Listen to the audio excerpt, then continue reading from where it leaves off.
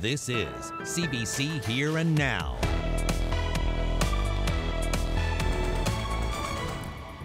You should end your child's life. That's what a mother says a doctor in St. Anthony told her last year. Yeah, Sheila Elson's daughter Candace suffers from spina bifida, cerebral palsy, and has a chronic seizure disorder. Elson says when she told the doctor she wasn't interested in that, she says he called her selfish. Elson also says Candace was within earshot of the conversation. Well, they told me she was dying. The doctor wanted me to do assisted suicide death on her. Told me that it was legal in Canada now, and he would like to help me with it, but he was going to be gone and wouldn't be back until January. And I just told him I wasn't interested in doing it. You know, to me it was, oh my God, you're going to kill your daughter. And he just told me I was being selfish. They told me she was ready to go, but she might have been ready to go, but I wasn't ready to let go. And how did that make you feel, Candace? Hearing I that? didn't like going.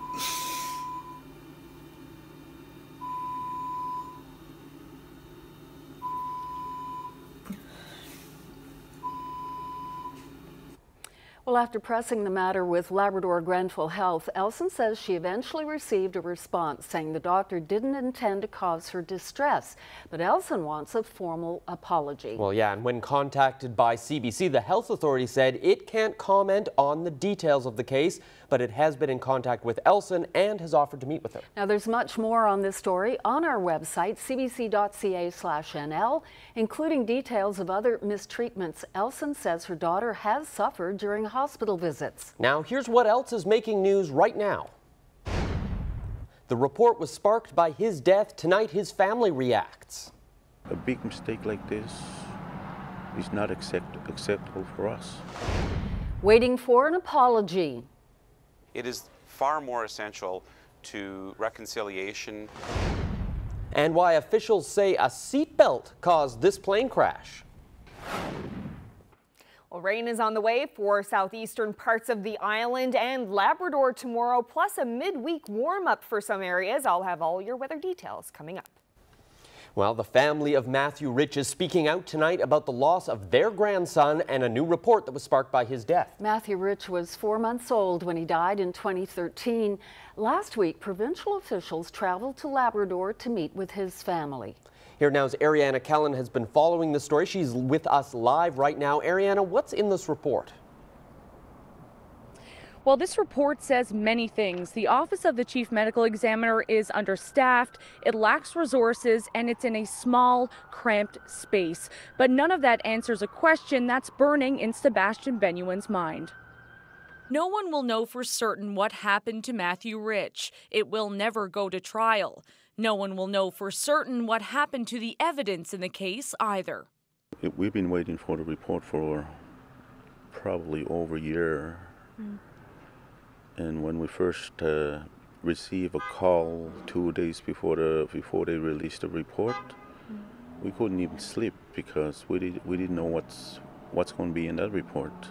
The report left Benuin saddened and frustrated, searching for answers once again.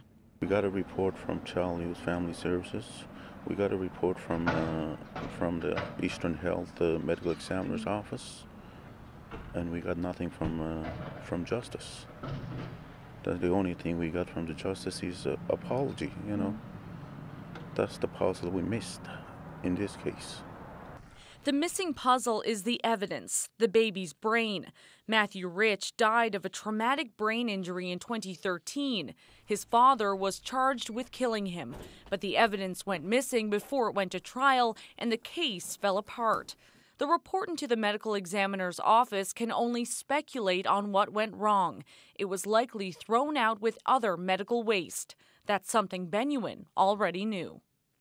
And these people are well-trained people, and they're professionals. You know, and a big mistake like this is not acceptable for us. And Benuin says it's not just the medical examiner's office that failed his grandson. He points to Child, Youth and Family Services, which was involved during Rich's short life. There's not going to be any much healing. This trauma we had, it's going to be with us for the rest of our lives because the baby's gone. Now, without the answers that Benyuin wants, he's asking government to do one thing: listen to the recommendations in the report and to take action. Reporting live for Here and Now, I'm Ariana Kelland in St. John's. A federal apology to Newfoundland and Labrador residential school survivors is long overdue. That's according to a lawyer who represented former students in a class action lawsuit that was settled last year. For their part, federal officials tell CBC News that they are listening to calls for an apology, but they stop short of saying one will be given. Here and Now's Mark Quinn reports. In an out-of-court settlement approved here last year, the federal government agreed to give residential school survivors $50 million in compensation. That settlement sparked powerful emotions. I don't have to go to court no more. I don't have to testify no more. But a lawyer who represents the former Newfoundland and Labrador students says it's not over yet. He says residential school survivors want more than money. They expect the same apology that was given to other Canadian residential school survivors almost a decade ago. It is far more essential to reconciliation and health of the survivors than any check from the Government of Canada. In 2008, then Prime Minister Stephen Harper addressed residential school students in the House of Commons. We now recognize that far too often these institutions gave rise to abuse or neglect and were inadequately controlled, and we apologize for failing to protect you. But that apology expressly excluded survivors in this province, like Nikki Obed, who was sexually abused as a child. He spoke with CBC News in 2015. We were forgotten, but I sure hope we're not forgotten at this time. Sadly, Obed died this past June without receiving an apology. Lawyer Stephen Cooper says it's a tragedy that's been repeated far too often. We learn of the deceased almost on a daily basis within the class. So an apology after death is no apology at all. In a statement, the federal government says it's listening to calls for an apology, but still hasn't committed to making one. Retired Justice James Igliorti has been appointed to study reconciliation with survivors here. The federal government says it's looking forward to hearing his recommendations. Mark Quinn, CBC News, St. John's. And we'll hear more about why an apology is so important to residential school survivors coming up on Here and Now in about 20 minutes. While dissent in Labrador has spawned multiple protests during the past week, including here in St. John's. That's where 3 Muskrat Falls protesters are behind bars. Here Now's Ryan Cook has more. For the third day in a row, a small protest is gathering outside of Her Majesty's Penitentiary. Inside, 3 senior members of the Inuit community are jailed. Jim Learning, Eldred Davis, and Marjorie Flowers were taken into custody on Friday in Happy Valley Goose Bay. They were flown to St. John's and placed in the men's prison. Now, people close to the families say Learning and Davis are sharing the same cell, while Flowers is sharing a cell with a stranger. Jody Greenleaves of Cartwright visited Flowers on Sunday night. She said it's really unbearably hot inside there, that was actually her only complaint. She is being treated well by her cellmate and the other inmates that are there, and she's only sharing the cell with one other inmate, so that's, I guess, a little bit more comfortable as well. The 3 protesters were jailed for refusing to heed to court orders to avoid interfering with Muskrat Falls. Learning is the oldest at 79 years of age and dealing with prostate cancer. For some of the protesters at HMP, these arrests have only inspired more political dissent.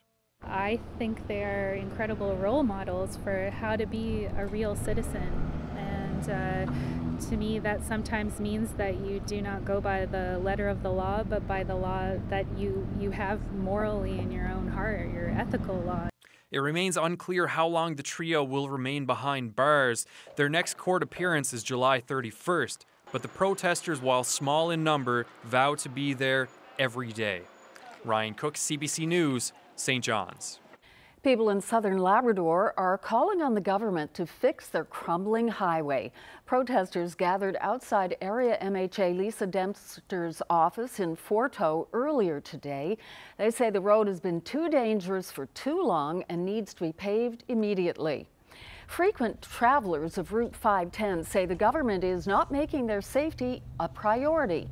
One of those drivers is Trent O'Brien, president of the Combined Councils of Labrador. He says they have waited too long for promised repairs. 2 weeks ago, Dempster visited some of the worst patches. She says crews started some repair work right away, but O'Brien says it's not enough. When it comes to someone telling us what might be done or what will be done in the future, based on the experiences we've had in the past, some of those things are hard to swallow. And we're in a position now where this area needs immediate attention because it is a huge safety risk. Like, we're not at this because, it's rough or it's uncomfortable. It's because of safety. That road being repaved has been a priority for our government for some time. With frustration with the contractor on the ground, and here we are, late July, and they've not seen anything. It's one thing for me to say the commitment is there, work is coming. I understand they're fed up because to date they've not seen anything. I'm fed up as well, very fed up. This has been a very difficult situation, and safety has to be paramount. Well, 4 200-ton transformers destined for Muskrat Falls aren't drawing a lot of attention in Cartwright. Last year, the town voted to block the transformers if Nalcor tried to move them through its streets. But as Here Now's Jacob Barker found out this weekend, views have changed. There's some big equipment here at the Cartwright Marine Center waiting to get loaded onto this 48-wheel tractor trailer for their journey to the Muskrat Falls site. Last year, people in the town voted to block these, and with large protests already underway at the site, Nalcor decided not to send them then, but this time around, the crowd is smaller. I'm from Cartwright, so it's quite, and I said all along I'll be here when the transformers come in, and I just want to get my message out there that enough is enough. Stop hurting us. You're destroying Labrador. Those showing up to voice their disapproval are few in numbers. After they had the meeting here last year, was if things aren't resolved and the charges weren't dropped and whatnot, then, the transformers weren't coming through. They were going to block the channel so that they couldn't get in. And, and everybody was saying, oh, well, we're not going to get arrested in Goose Bay. We'll get arrested in Cartwright, back home in Cartwright. But where's everybody too? There's, it's just us. I'm disappointed in the town mayor, really. Yes. Like, where is he? Mayor Dwight Lethbridge was outspoken last year, concerned about the effect the heavy transformers could have on the town's infrastructure. This time around, though, the town's tone has changed. Number one, I think the meeting with our 3 Aboriginal groups last year and provincial government certainly tamed the flames. Lethbridge now speaks about having a more positive relationship with Nalcor.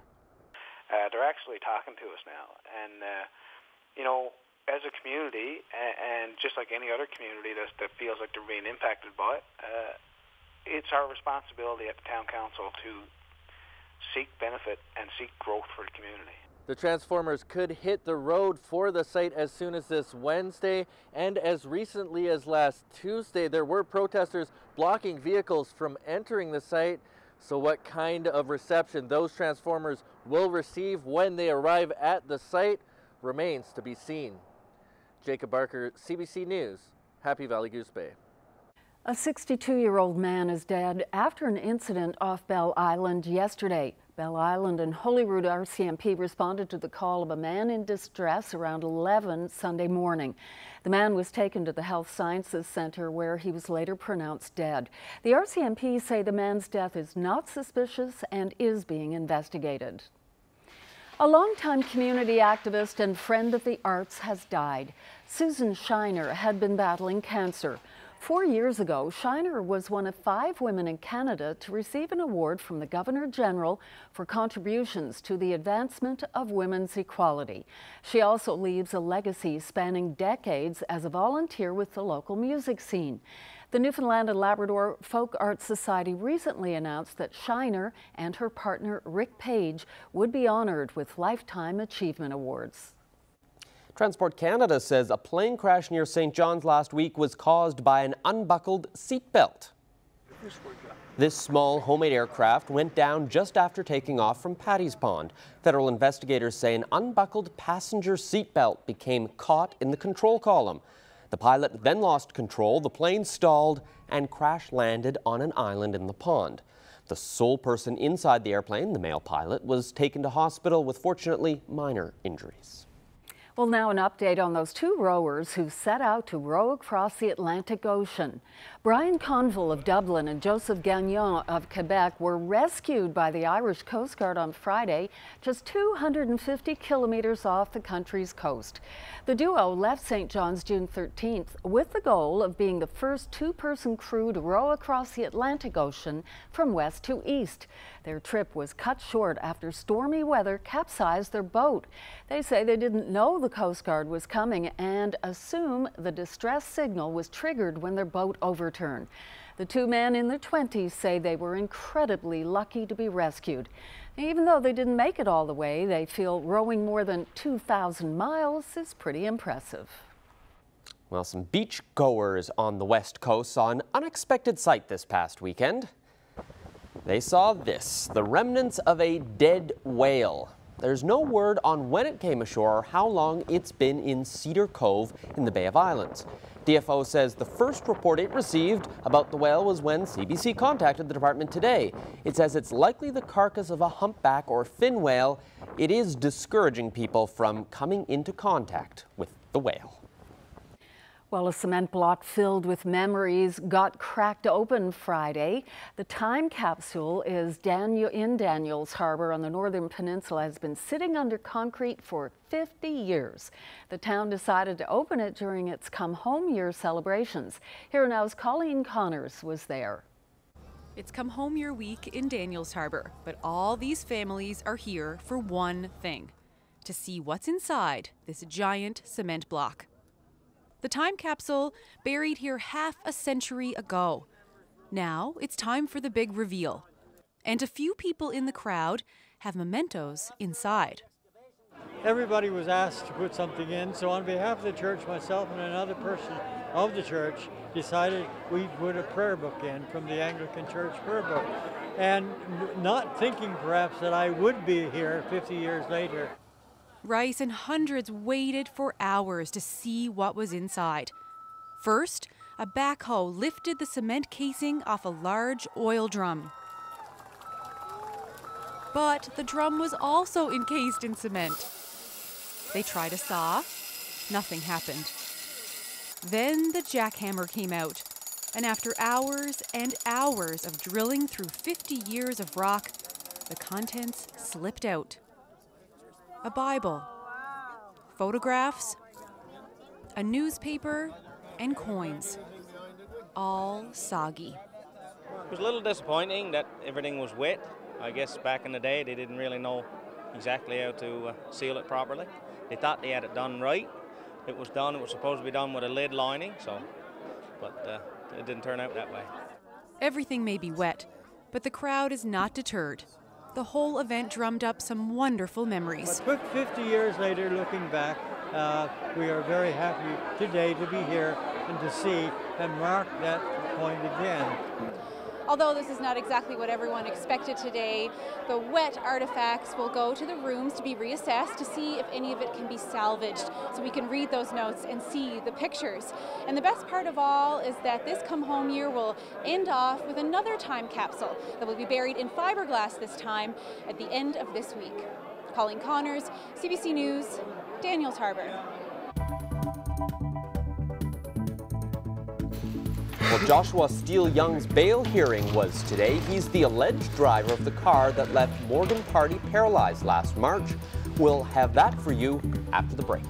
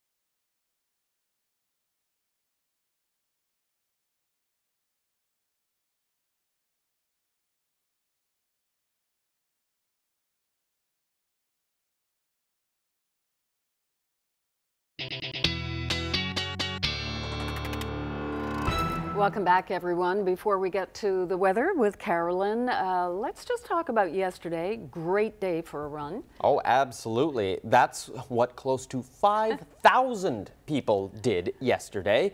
They ran 10 miles. Yes, it was. I was not one of them. No, Neither. me neither. It was the 90th, of course, running of the Tele 10 road race. Just have a look.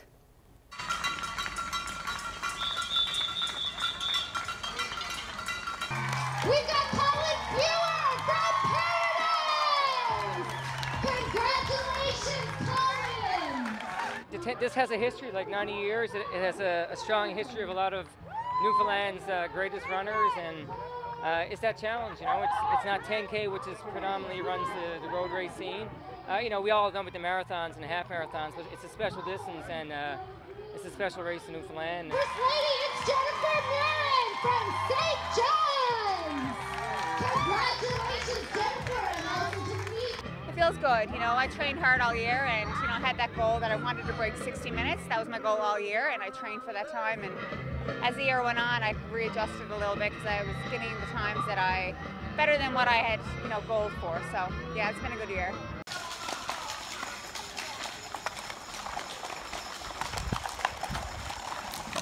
My record was 89 some seconds, 59 seconds I think, and today I did 87 minutes, so I was really happy.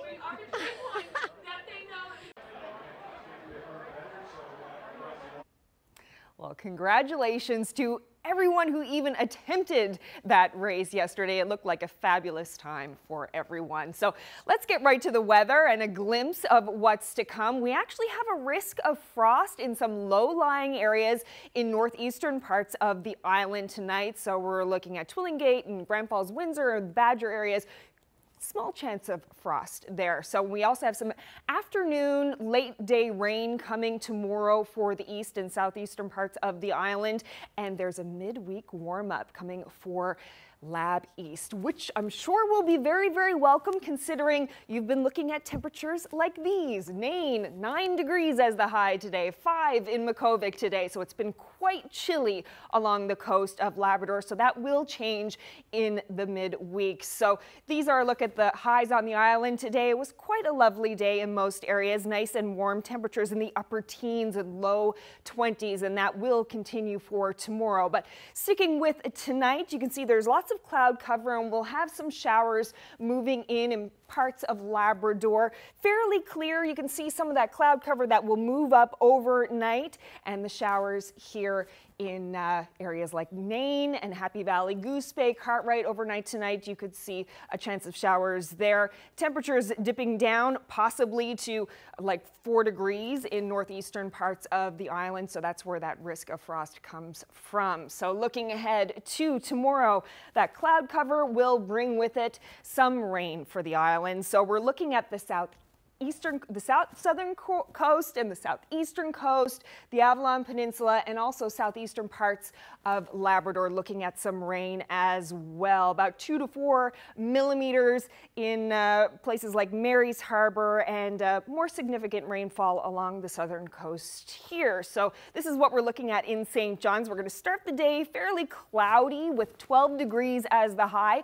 Winds not really much of a factor. It's going to warm up to about 18 degrees. About 2 to 4 millimeters expected by late afternoon, and that should continue throughout the evening, and then the rain should start ending as we get into the overnight hours. Around 7 o'clock tomorrow, we're looking at about 15 degrees, maybe another 2 millimeters expected before it's all said and done. So the rain will be heavier in places like Ferryland and Placentia and Marystown, about 5 to 10 millimeters expected there, but Bonavista was looking at a nice day. Lots of cloud cover, but fairly warm temperatures in central Newfoundland. Gander going up to 20 tomorrow with cloudy skies. Cooler in Twillingate, 15 degrees as the high tomorrow, and a chance of showers in Harbour, Breton tomorrow. And there's a small chance of showers as well for Port aux Basques earlier in the day. A little bit cooler, 15 degrees as the high there. Warmer up in western parts of the island around the 20-degree mark. And chance of showers as well, as I mentioned earlier, for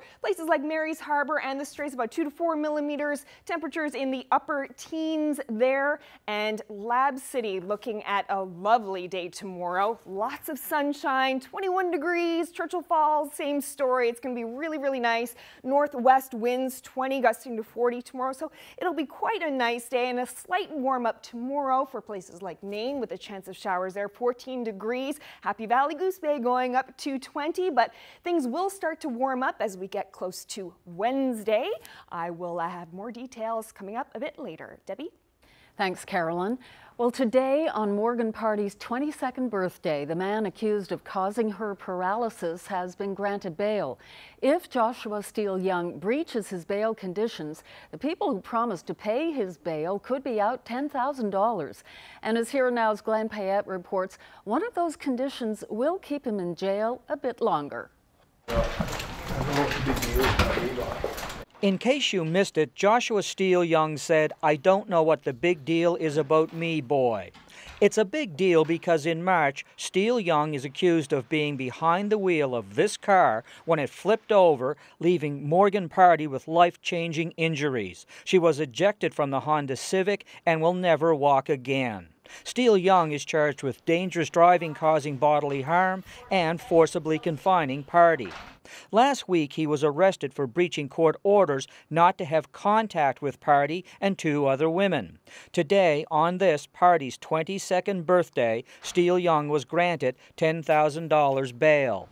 But because of the alleged contact, Judge Mike Madden said Steele Young cannot be released until the internet is disconnected from his parents' home. That is where he has to stay when he is released.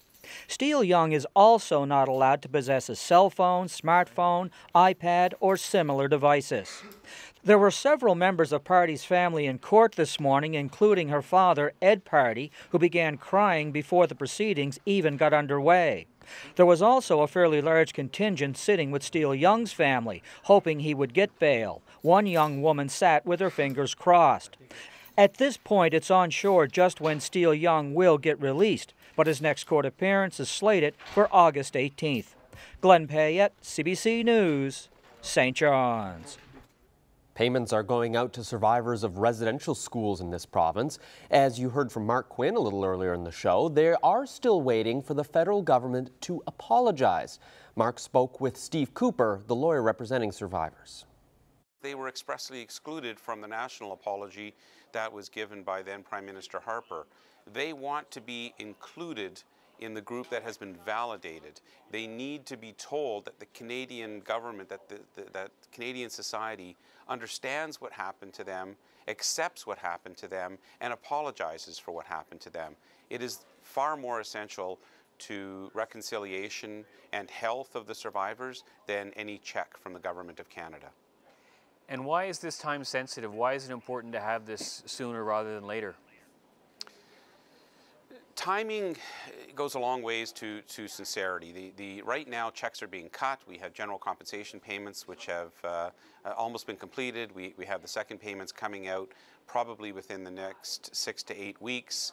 We don't want this to fade away. We want the sincerity and the genuineness of the apology to match the timing of the rest of the settlement. We don't want to be talking about this and pressing for this in the next 6 months. So timing tells us that it's important to the Government of Canada. If they delay it much longer, a lot of the goodwill that resulted from the settlement mid-trial will fade away. Now, one of the people I spoke with, who was one of the class members, Nicky Obed here in St. John's, he passed away this spring. And when I spoke with him, he said it was important to him to hear this apology. He'll never hear this apology now. I don't think he's the only person. Absolutely, and the fact is and the judge and all of the lawyers in the case recognize the general urgency to get this thing done for precisely that reason. There is, we learn of the deceased almost on a daily basis within the class. So an apology after death is no apology at all. A woman convicted of manslaughter in Grand Falls, Windsor in 2013 was sentenced today. Wanda Ash got 5.5 years for her part in the death of Jason Skinner. Ash appeared in court in Grand Falls, Windsor this afternoon. She's one of 2 women found guilty of manslaughter in the death of Skinner. Jason Skinner was killed inside his apartment. He was stabbed by Pamela Pike after a botched robbery attempt. A justice of this province's Supreme Court found that Ash helped in that robbery attempt, but she didn't plan it. Pike was sentenced to 7.5 years for her role. Well, after the break, the Salmon Federation reacts to the Supreme Court decision to send the Grieg Salmon Farming Project for an environmental assessment.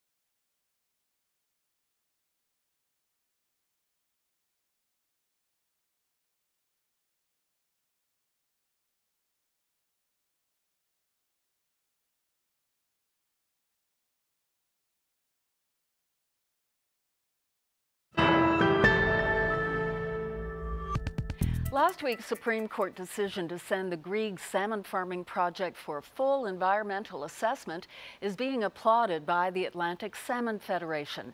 Last year, the provincial government released the $250 million project in Placentia Bay from further environmental assessment. The Federation challenged that decision in court and won. Don Ivany is the provincial representative with the Salmon Federation, and he is in Corner Brook. So, Don Ivany, what is your reaction to the Supreme Court decision? Well, Debbie, obviously as a leading salmon conservation group, wild salmon conservation group in North America, we're thrilled with this decision.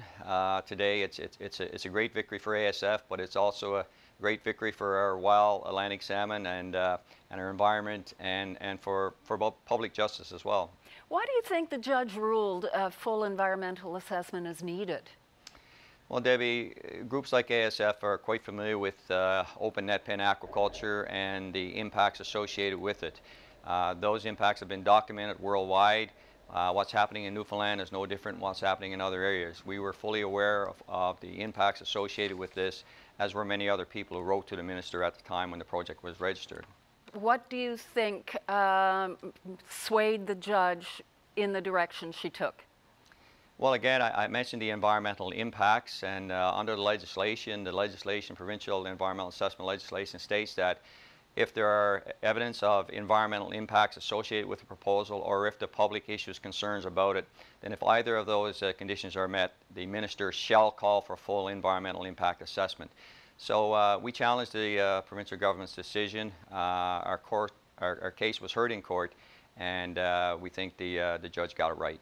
There is a lot at stake economically for the Placentia area, hundreds of jobs and local spin-offs. What do you say to people in the area? That's a great question, Debbie, and as we've said many times before, ASF is not opposed to aquaculture. ASF supports an environmentally friendly aquaculture industry. We fully appreciate the number of jobs associated with this project, but there are other things in this province that are just as important as jobs. People here in Newfoundland live in a very clean, healthy environment for the most part, and they want to see it stay that way. They do not want to see one industry develop at the expense of another one.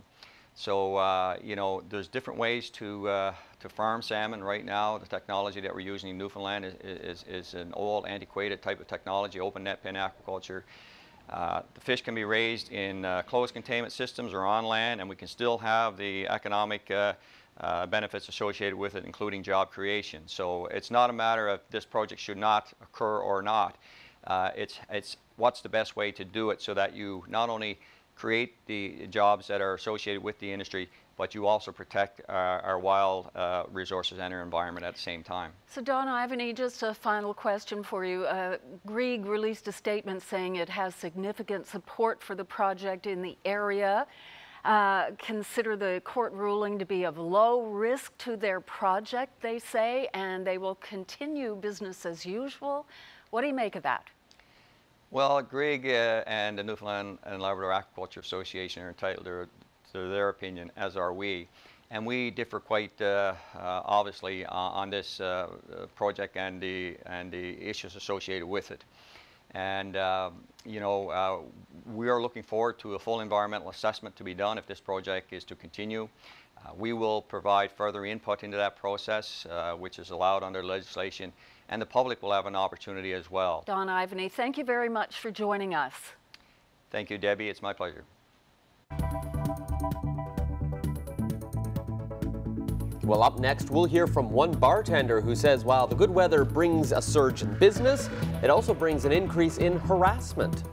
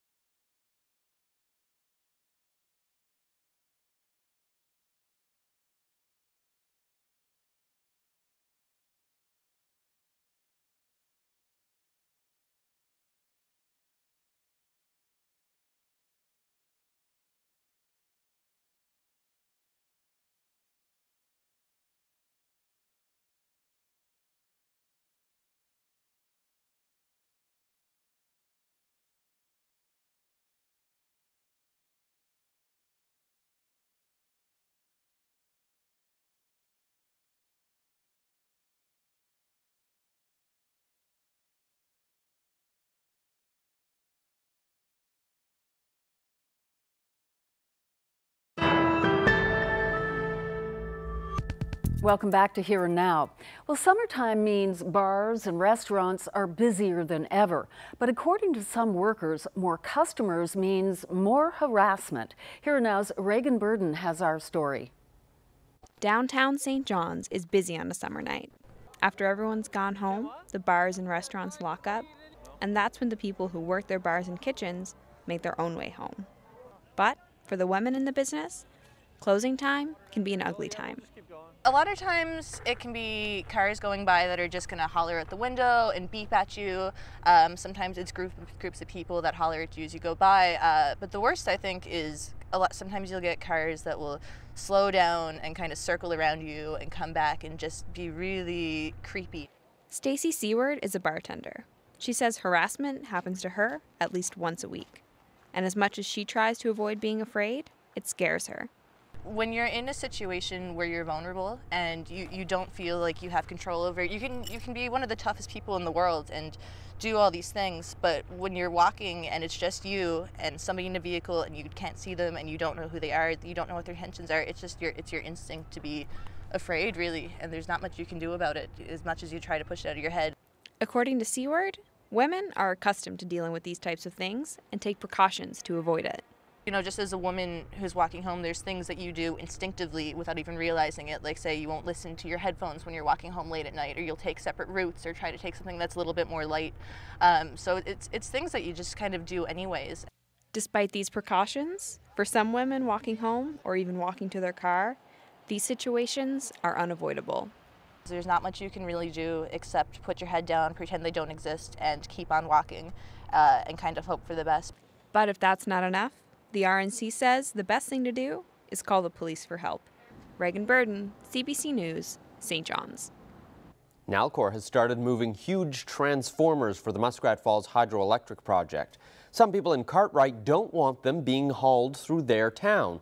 But their protest didn't attract a big crowd. They shared their frustration with Here Now's Jacob Barker. Hey, ho, ho. Why the Nalcor has to go? I said all along I'll be here when the transformers come in, and I just want to get my message out there that enough is enough. Stop hurting us. You're destroying Labrador. You're destroying lives. You're destroying culture. It's cultural genocide. We're hurting. For what? For money. We may seem like we're losing, but the sad reality is, like, if the project does get finished, this is not going to stand the test of time.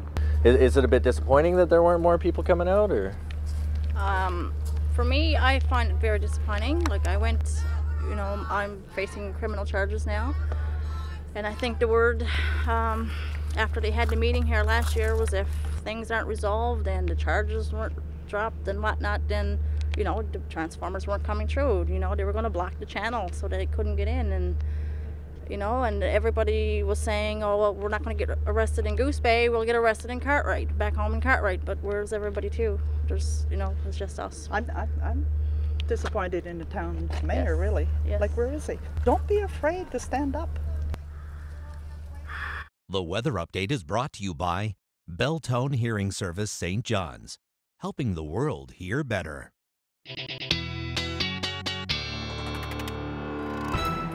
Just about time for the weather, but anybody who knows Carolyn knows she loves animals, and Yes. this next little creature really caught your eye. Yes, Okay, he's adorable. I love this. And owls in particular, I think, are beautiful. So just have a look at this. This is a shot of a northern saw-whet owl, and this is actually the first time a nest belonging to this species has been recorded in Newfoundland and Labrador. Oh, just look at this. College of the North Atlantic student Brendan Kelly and his research partner Sarah Butt built nesting boxes just outside Cornerbrook, hoping to attract boreal owls. Yeah, this is a tiny species of owl. You could kind of see that in the picture. The adult is no larger than a medium-sized coffee cup. There you get an idea. They were surprised to find two separate wet owl nests, 900 meters apart. One had 6 eggs, the second had 5. Yeah, so Kelly says they managed to tag 2 of the birds for future research. He also says it's unusual to see this type of owl this far north. So I just thought that was so interesting. And we should point out the only reason he was handling the owls is so that he could tag them. That's right. Normally, good point. They're really adorable, but you're not normally supposed to pick them up and pet them and take them home with you and love them. And there are lots of eggs in those 2 nests, so hopefully there will be more of these beautiful owls on the West Coast. So let's have a look at the weather for tomorrow. It's going to be a lovely day for most of the island. A lot of cloud cover, but temperatures quite nice. We're looking at temperatures in the upper teens, low 20s. We're expecting some rain in the east, about 2 to 4 millimeters in St. John's late day tomorrow, 5 to 10 millimeters in southern parts of the Avalon and Marystown area. So that will be happening much later in the afternoon. And there's also a chance of showers in southeastern parts of Labrador tomorrow. Temperatures not too bad. Mary's Harbour looking at 18 as the high, a bit cooler up along the coast there. Lab City, Churchill Falls, gorgeous day tomorrow with lots of sunshine and 21 degrees. So let's look ahead to later in the week. You can see those showers will move off on Wednesday. Things are looking really clear on the island as well as in Labrador. Now there are some patchy showers coming in, but overall it's going to be a mainly sunny and cloudy day, and the island is looking just fantastic on Wednesday. So just look at those temperatures. In Central, 25 degrees with a mix of sun and cloud. St. John's, it'll be a cloudy day, 21 degrees. Up along the Northern Peninsula and the Straits, 19 with some sun and cloud. And Nain, this is what I was talking about a little bit earlier in the show, that midweek warm up. So 20 degrees on Wednesday in Nain, and Makkovik is looking really nice as well. So that is just great. Happy Valley Goose Bay, 26 degrees on Wednesday. So some nice warm temperatures coming for sure. Now this is Thursday. We have some more cloud cover and some more showers moving in on in Labrador there. Lab City could see showers 20 degrees as the high on Thursday, but another nice day for the island. It just never ends, right? It's like paradise every day. I'm just loving this time of year in Newfoundland. So in St. John's, we're going to see sun and cloud, 25 degrees. Central parts of the island in the mid-20s with some sunshine. So it is just looking just fantastic. Now things are probably going to take a little bit of a turn when we hit the weekend, of course, right? Environment Canada is keeping an eye on a system that's slowly moving over Quebec, so that may come our way on the weekend. Temperatures staying nice and warm, but we could see some showers as well as in Labrador, but temperatures still quite nice in eastern Labrador, 25, 23, so it's looking quite nice temperature-wise. It'll just be a little bit wet. Let's find out who is our young athlete of the day, and that would be Logan Haley of St. John's. Logan is 5 years old and participates in Kempo Karate with Rock Athletics. Awesome job, Logan. You are our young athlete of the day. Well, after the break, we'll hear about a story about a Nova Scotia family with an interesting connection to the new movie, Dunkirk.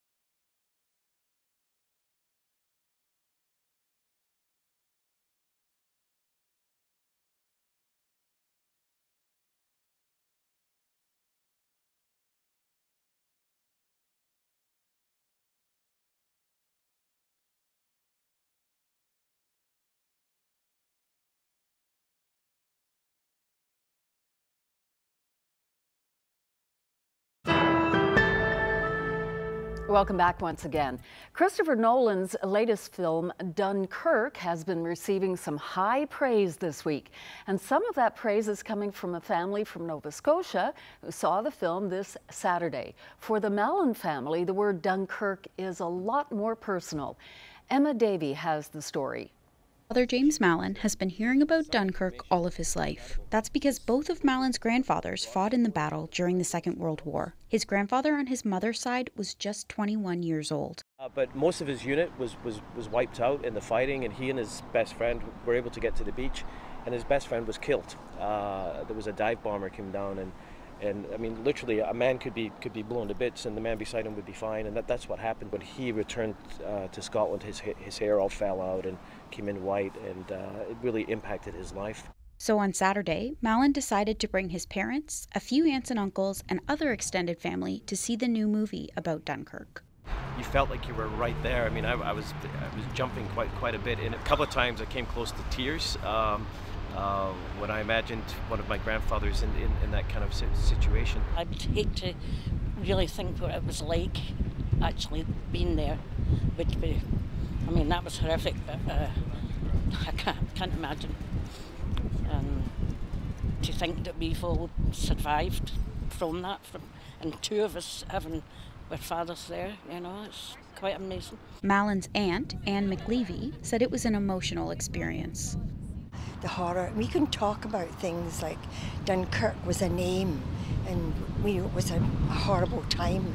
But when you actually see the human side of it, it makes war more horrific when you see the human lives. But she says her dad would have been thrilled to see his family taking an interest in what happened at Dunkirk. Emma Davey, CBC News, Halifax.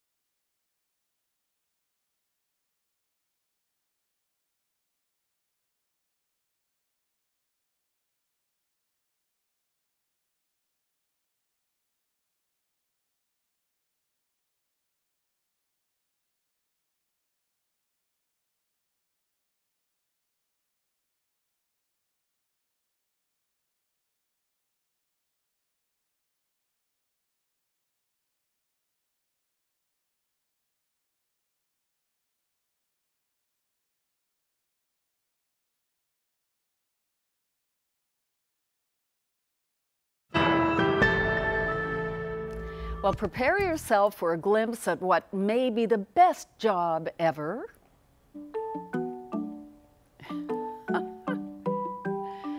A zookeeper in China actually gets paid to dress up as a panda and play with the cubs. The animals will eventually be released into the wild, and they need to be able to live on their own. The costume is meant to keep them from becoming attached to humans. The zookeeper still cuts a bit of a human silhouette, but let's not ruin the fun. Aww. I think a lot of people would pay to do that job rather than have to get paid. My goodness, how do I get that job? That looks amazing. Cuddling. Oh, that is adorable. So jealous. Well, here's a look at the forecast for the next 3 days. You can see lots of fantastic temperatures, all in the, low 20s, mid 20s. We have sunshine. We have a little bit of cloud cover. We have some rain here in St. John's later tomorrow, but Labrador is looking quite nice. Tuesday in eastern parts of Labrador, 20 degrees, heading up to 26 on Wednesday, and western Labrador as well is looking gorgeous with some showers moving in a little bit later in the week. So I just wanted to leave you with this beautiful shot here. That's lovely. Isn't that nice? Right over the Bay of Islands. Yeah, Lorraine Hall-Dimmer, thank you very much for posting this on Ryan's Facebook page. Don't go towards the light. Yeah, just a gorgeous shot. Thank you. And just before we do say goodnight, we want to leave you with information about somebody we want to wish farewell and best wishes to. It's Dave Summers. He finished up here at the CBC on Friday. Yes, Dave is a well-known figure here at CBC in St. John's. He's been serving up delicious meals and treats here in our canteen on University Avenue since 2001. Yeah, and before that, when CBC Radio was down on Duckworth Street, Dave and his sister Sharon ran the Heritage Restaurant. So we're definitely going to miss you. I'm definitely going to miss those fish cakes. He makes excellent fish cakes on Friday. And I'm going to miss the turkey soup. I told Dave whenever I have turkey soup from now on, I'll think of him. Have a wonderful time and in the next chapter of your life, Dave. We'll see you all tomorrow. Have a good night. Good night.